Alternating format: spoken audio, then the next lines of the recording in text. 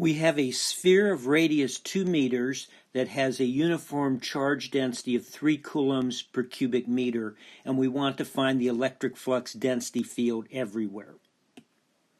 This charge distribution has a great deal of symmetry, spherical symmetry, so we can apply Gauss's law to quickly find the electric flux density field everywhere.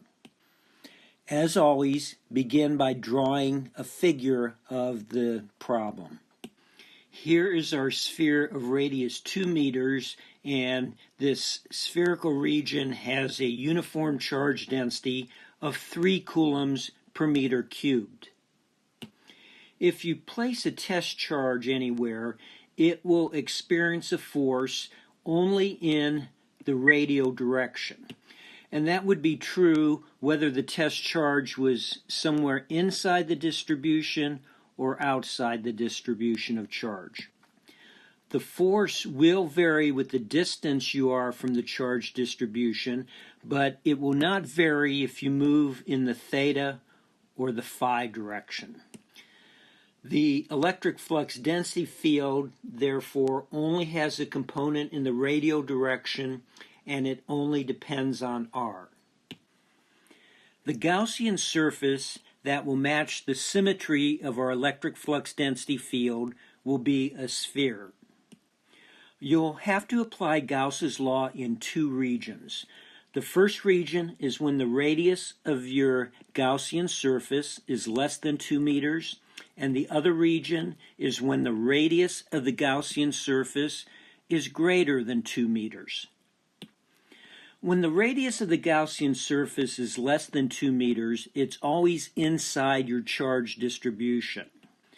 When the radius of the Gaussian surface is greater than 2 meters, your charge distribution is always inside your Gaussian surface.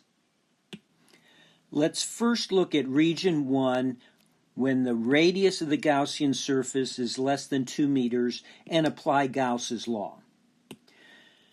We substitute in the form of our electric flux density field and the value of our volume charge density.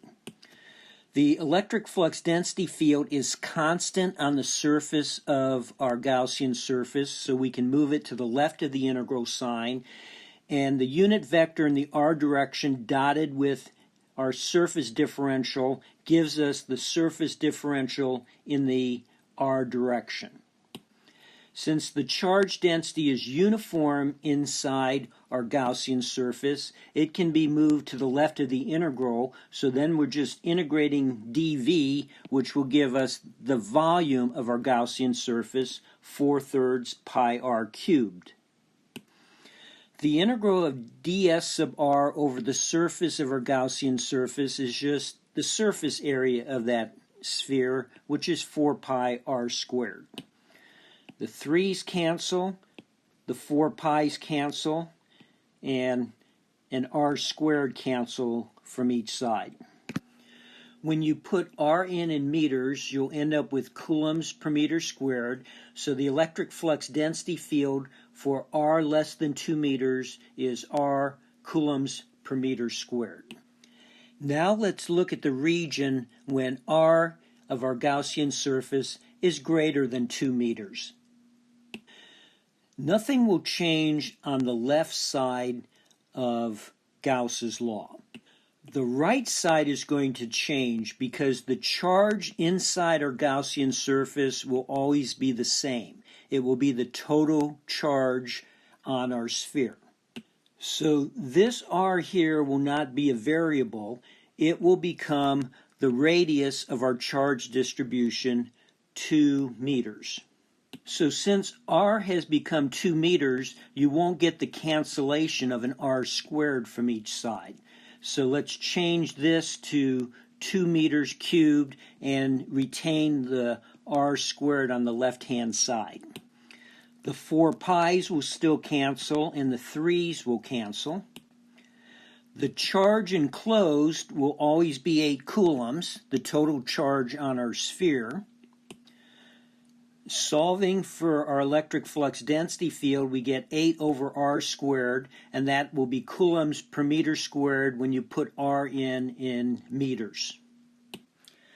Combining this result for r greater than 2 meters with our previous result for r less than 2 meters, we have our electric flux density field everywhere.